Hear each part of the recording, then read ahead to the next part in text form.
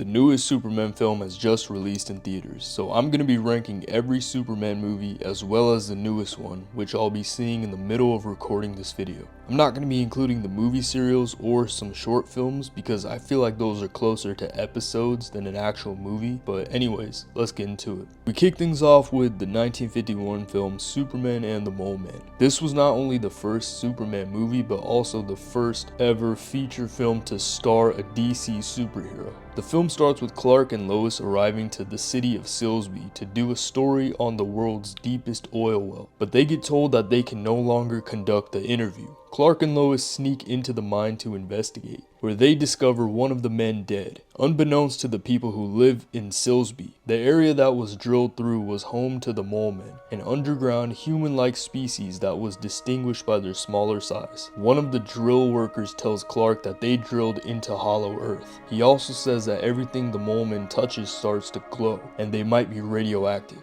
The city starts to panic and a mob gathers to hunt these creatures down. Clark tries to assure them that the Molemen do not mean any harm, but the townsfolk are not having it. Superman shows up, one of the moles gets shot, Superman takes him to the hospital, while the other one makes a run for it. The mob gather around the hospital after they hear that the mole is still alive, but Superman guards the doors, stopping them from killing the mole. Superman starts whooping everyone, the other mole comes back to get his wounded brother. They almost kill the main villain, but Superman steps in and saves his life. He leads the Molemen back to where they came from. They blow up the well, making sure that nobody can reach them ever again. You know, I actually didn't mind this. I went in thinking that it was going to be really bad, but it was alright. This film is less than an hour long, and it's a pretty simple plot. It felt like one of those Twilight Zone episodes where they would have these short sci-fi stories with a touch of noir to it. I really like George Reeves' portrayal of Superman. It shows him as a Superman who tries to save all sides and resolve matters without getting too violent. The Molemen were kind of lazy in my opinion, but this came out a little over a decade since Superman was created, so I wasn't expecting a crazy Lex Luthor story or anything like that, but it is what it is. I'm gonna give it a low C. It doesn't really have any great scenes per se, but it was one of the first superhero movies, so I'm gonna cut it some slack. Plus, I kinda enjoyed it. I didn't think it was that bad. We move on to 1978 with Superman the movie. We start the film off during the final days of the planet Krypton. We see Jor-El, a councilman, scientist, and Kal-El's biological father. He banishes Non, Ursa, and Zod to the Phantom Zone for their involvement in a plot to start a revolution. Jor-El is adamant that Krypton is dying, and that it's set to explode within the next 30 days. Threatened with banishment to the Phantom Zone, Jor-El has no choice but to keep quiet about his theories. Knowing that there's nothing that he can do, Kal-El's parents sends him into space in hopes of saving him from the impending doom of their homeland. Kal-El lands in Smallville, Kansas, butt-ass naked in a field. No, I'm not lying. I have no idea why they had to show us that scene, but let's just move on. Jonathan and Martha Kent take him home and adopt him as their own and name him Clark Kent. Clark has extraordinary powers such as super strength and speed. However, he feels left out among his peers. Clark's dad gets a heart attack and dies. He then finds a glowing green stick and decides that it's time for him to seek the truth. He reaches the North Pole and finds the Fortress of Solitude. Clark learns of his origin and dons the Superman costume and persona. He gets a job at the Daily Planet, and we get introduced to Jimmy Olsen, Perry White, and we also see Lois Lane. Clark tries to play a clumsy dork, but he saves people both in and out of character. We meet Lex Luthor and his plans of using ballistic missiles to destroy the West Coast to exploit the real estate market. Superman saves Lois and a bunch of bystanders from a helicopter crash. He also prevents some low-level crimes and saves some lives, including Air Force One, which makes him an overnight sensation across the world. Lois interviews Superman and they fall in love. Lex sees Superman as a potential problem to his plan, and after a little bit of research, he discovers his weakness of kryptonite. Lex reveals that 2 missiles have been launched heading towards the East Coast and the West Coast. Superman escapes, but he can only stop one of the missiles. He saves the East Coast, but the West Coast is hit. Earthquakes begin happening everywhere, and it also kills Lois. Superman, struck with grief and emotion, uses his powers to turn back time by flying counterclockwise to the Earth's orbit. saving the West Coast and Lois. Superman arrests Luthor, and that's the end. This film was the first superhero film to receive major box office success, which paved the groundwork for all other superhero movies to come. This film was a great coming-of-age story, as it dives deeper into the aspects of his life as both Clark and Superman. I really liked how Clark can turn it on and off at any second. I think the casting was incredible, as you had Christopher Reeve, Marlon Brando, Gene Hackman, and many more great performances throughout this movie.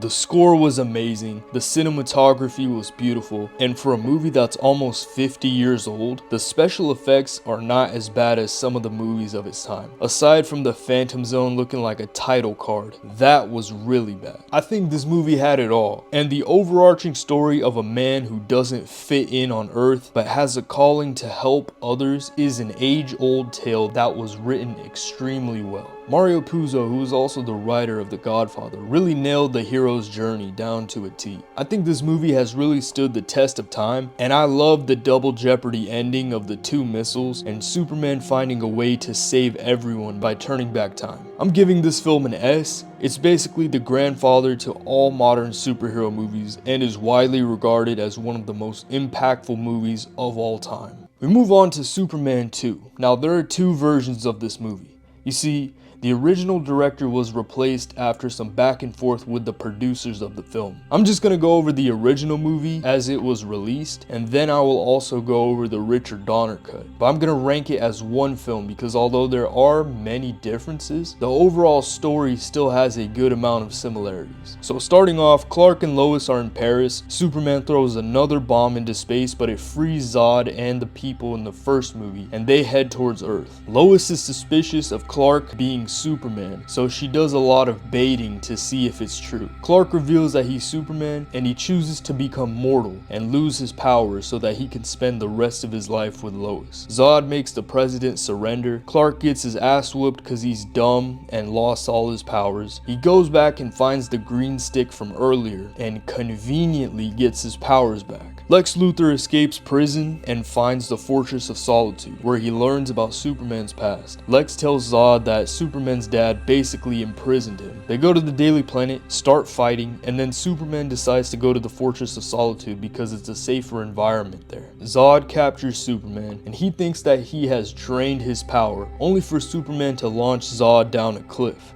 Matter of fact, they all fall down a cliff. Superman then uses his signature move, the infamous mind-wiping kiss. Lois forgets Clark's alter ego, and he gets his get back with the guy at the diner. Now, in the Donner cut, the same missile from the first movie is what freed Zod, which makes more sense to me in terms of the continuation of the story. Lex Luthor gets a lot more screen time. We get Jor-El speaking to Superman instead of his mother. Instead of the Men in Black ass moment that they had in the end, he does the same spinning around the world thing that he did in the first movie. The movie also had a less goofy tone in the Donner cut. This movie wasn't a bad movie by any means. I actually like it, but there were just so many problems behind the scenes, and the fact that they switched directors mid-movie really ruined some of the quality of it. I wish they could have mixed in the good parts from both of the movies and just made one really good movie. There are some scenes in the original cut which I thought was dumb, but it also had some pretty cool scenes. For example, I really like the Paris scene. I feel like if they just used the start from the Donner cut where the missile hits and frees Zod, and then just used Paris as a side mission, that would have been cool. I liked Marlon Brando was back in the Donner cut. I feel like Kal-El's mom was just a bit out of place, and it builds on the father-son connection from the first film. I hated both endings. I hate the fact that Donner's ending was just the same shit that he pulls off in the first movie. It just cheapens the finish of the first film, because at that point, why not just spin back every time you're a bit late? You could have saved your dad at that point if you wanted to. It is still better than the mind-wiping kiss though, but still, it's like choosing the D tier over the F tier and being happy about it. I thought Zod's character was badass, and he was really cool in the scenes that we got him in. I also love Gene Hackman's portrayal of Lex Luthor, and I'm glad that he was given more screen time in the Donner cut. I also loved how consistent Christopher Reeve is in every movie. No matter what Superman movie it is, he plays the nerdy Clark character and the Boy Scout Superman character so well. Also, Lois is a fucking psychopath for what she did in these movies. She belongs in Arkham for that shit. I'm gonna give this film a low B. I think when you get two opportunities to get the good and the bad from both, it gives you a lot more perspective on different directing styles and the story paths that they were trying to set up. I personally find the Donner cut a little bit better. It gives us a little less wacky feel to the film while also building upon what was good in the original. We move on to Superman 3.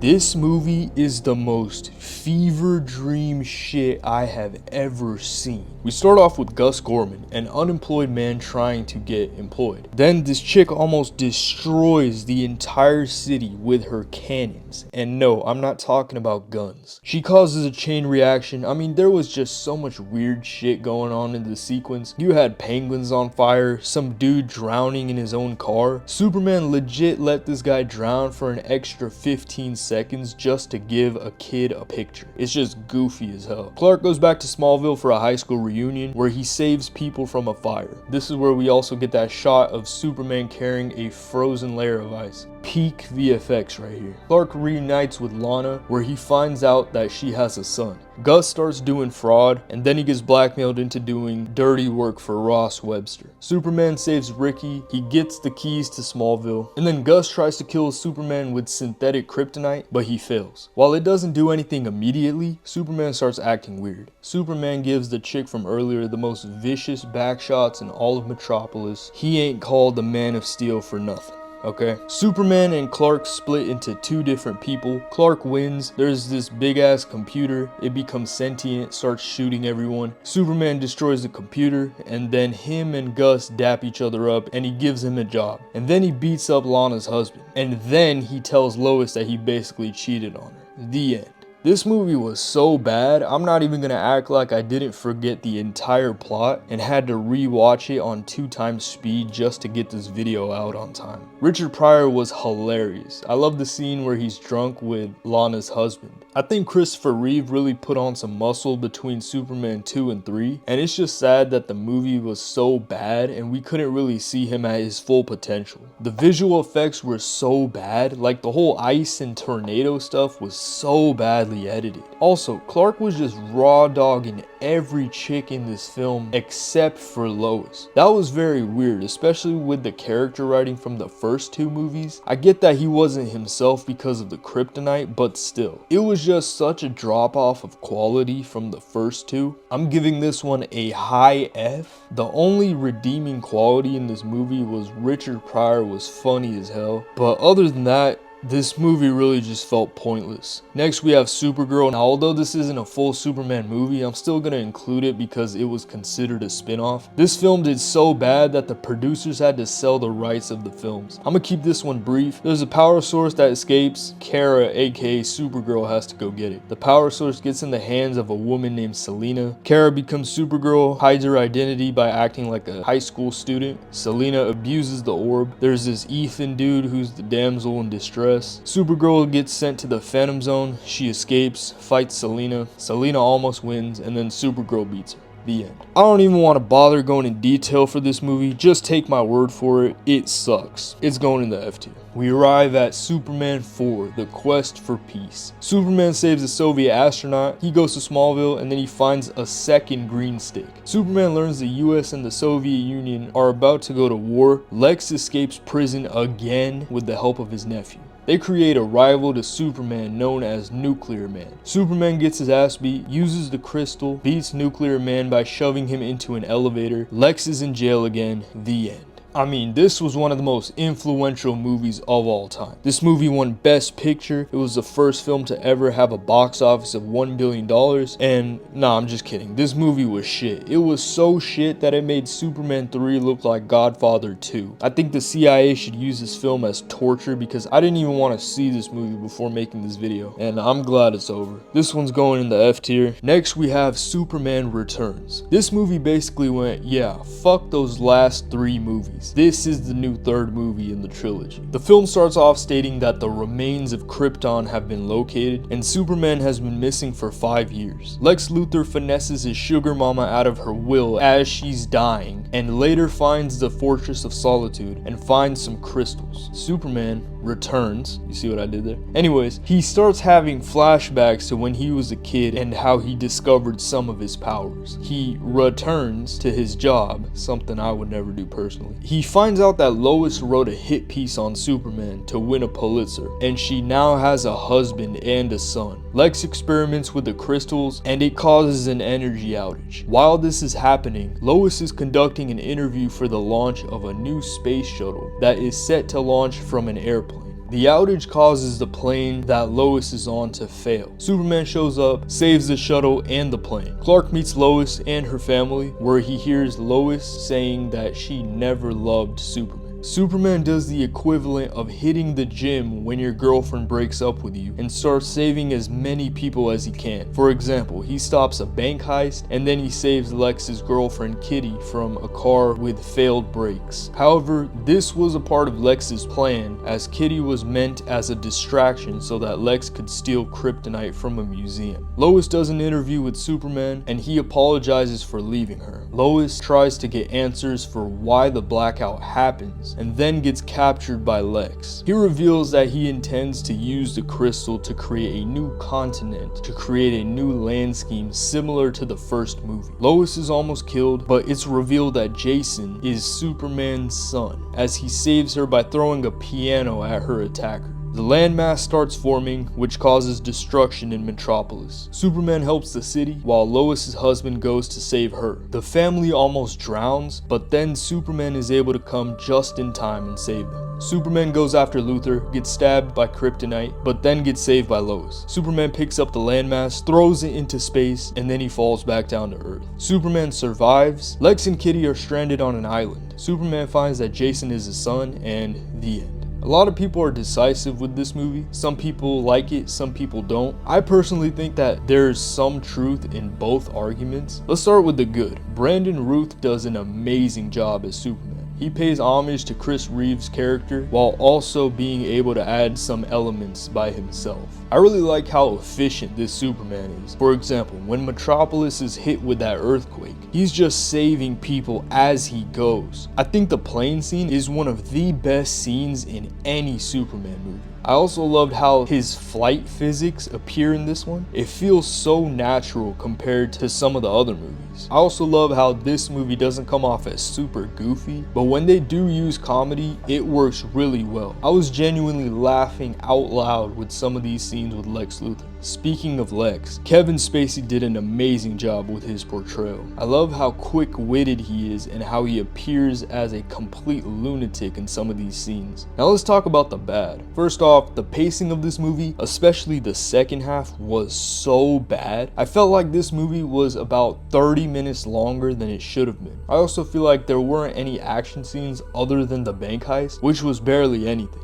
Of course, in this continuation, Superman is more of a savior than a fighter, but I still wish we got at least one solid fight scene. I also hated how they reused so many lines from the first movie. Like, it's cool to have 1 or 2 lines here and there, but they went all in on the nostalgia farming. This movie also felt a bit constrained with the idea of being the reimagined third movie, and I feel like it could have been so much better if it didn't have a connection to those movies. Other than that, it was still a good movie, had some really strong scenes, it just could have been executed better. I'm giving this one a high C. We get to the start of the DCEU with the Man of Steel. Kal-El is the first naturally born Krypton in centuries. General Zod overthrows the government. Jor-El fuses some power thing into Kal-El's body. Jor-El is killed by Zod. Zod and his goons are sent to the Phantom Zone, and Kal-El is sent to Earth, where he lands in Smallville. Fast forward, Clark is working on a boat where he saves people from an oil rig explosion. We get some flashbacks to Clark when he first discovers his powers, as well as him saving people's lives, and also Clark's dad telling him about his origin. We meet Lois Lane, who is doing a report on a UFO that's crashed into the Arctic. Clark gets on the UFO and learns that it's Kryptonian. Lois gets attacked, Clark saves her, and then drops her off and takes off. Clark learns of his origins and gets his suit. Lois tracks down Clark and we learn how his father dies. Zod and his crew come to Earth trying to find Superman.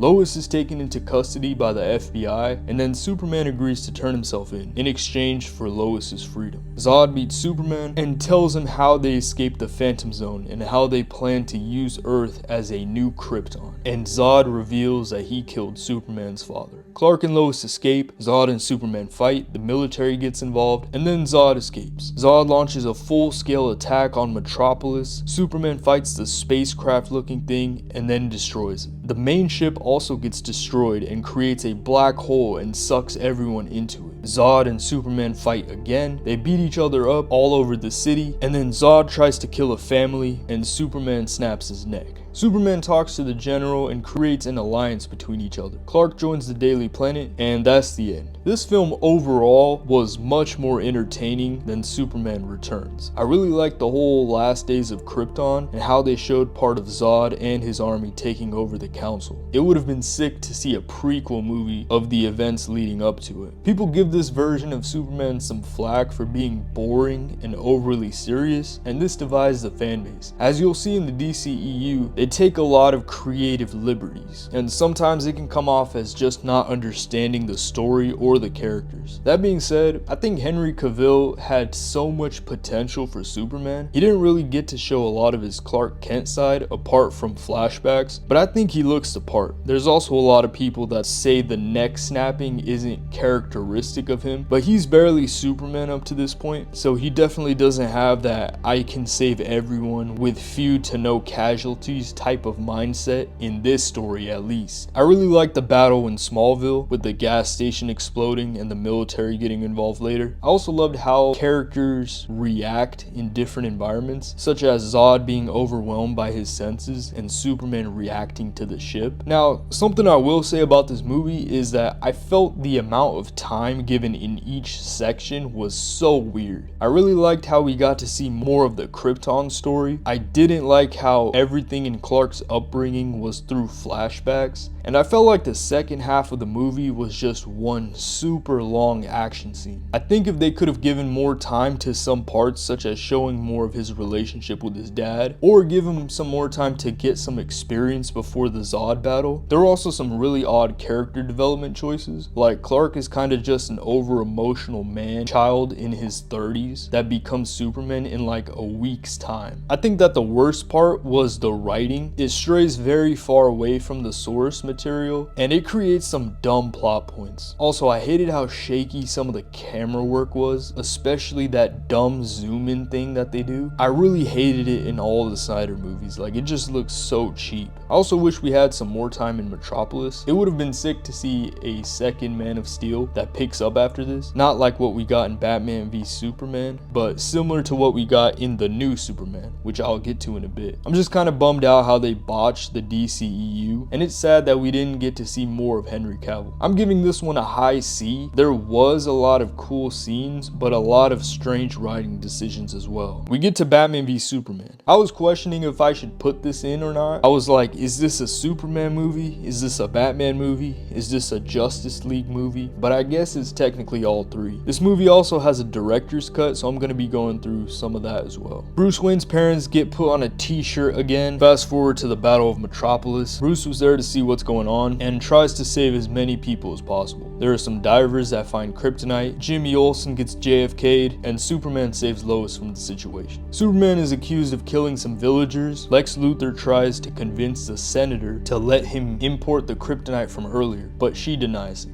Bruce and Clark meet at one of Lex's parties, as well as Diana Prince, where he steals some encrypted data. Superman's reputation is becoming polarized. Batman has a nightmare where there's a post-apocalyptic future, and Flash tells him that Lois Lane is the key to something. Lex blows up the trial. Batman steals the kryptonite from Lex. Lex blackmails Superman by holding his mom hostage, and then Batman and Superman fight. Batman wins. The Martha line happens. Batman saves Martha. Doomsday appears, and then Wonder Woman, Superman, and Batman fight Doomsday. Superman and Doomsday kill each other. Luthor gets arrested. Batman and Wonder Woman plan on recruiting the Justice League. The end.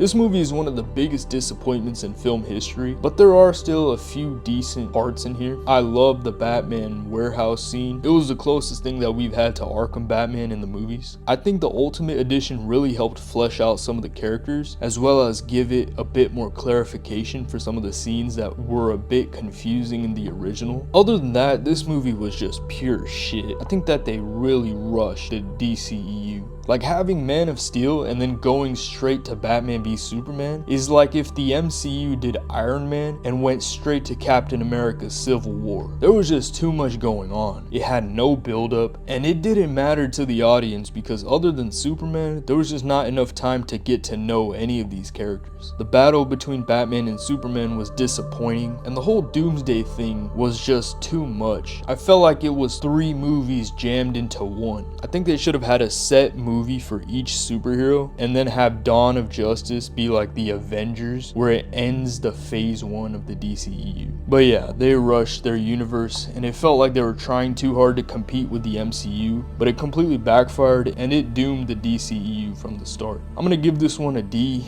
There were some cool scenes, but it was just really disorganized. We get to the latest film, Superman, formerly known as Superman Legacy. Spoilers ahead, you've been warned. Superman gets his ass whooped by the Hammer of Baravia, who's Ultraman in disguise. He lands in Antarctica with Krypto, where he heals up in the Fortress of Solitude and goes back. But then he gets his ass whooped again. The Engineer finds the Fortress of Solitude, where her, Lex, and Ultraman destroy the insides of it. They discover a message from Superman's real parents and use it as propaganda against him. Clark and Lois practice an interview and it ends in an argument between the two. Superman and Justice Gang fight the Kaiju, and then the message is broadcasted everywhere and Superman's public image is tarnished. We get a funny Peacemaker cameo. Superman turns himself in and he becomes imprisoned in a pocket universe. He's placed in a cell with Metamorpho, who turns into kryptonite to weaken him. It's revealed that Metamorpho's son is held hostage, so he's forced to follow orders. But then when Luthor kills an innocent man, he has a change of heart. Lois and Mr. Terrific go to find Clark. Superman escapes and saves Metamorpho's son, but they cause a dimensional rift. Luthor's girlfriend betrays him by giving Jimmy information about Lex's plan to take over Jarhanpur. Superman goes to save Metropolis, while the Justice Gang goes to save Jarhanpur from the Baravian invasion. Superman fights with the Engineer and Ultraman's revealed to be Superman's clone. Superman and Krypto defeat both of them, save the citizens of Metropolis, and then Mr. Terrific stops the rift from happening. Superman confronts Lex, Krypto mauls the shit out of him, and then Lex gets exposed for orchestrating the entire Superman hit piece and his part of the war. He gets arrested, and Superman's reputation has now been restored. Superman and Krypto go back to the fortress, where we're introduced to Supergirl. Superman replays the memories of his Earth parents, and that's the end. I think it was a good movie,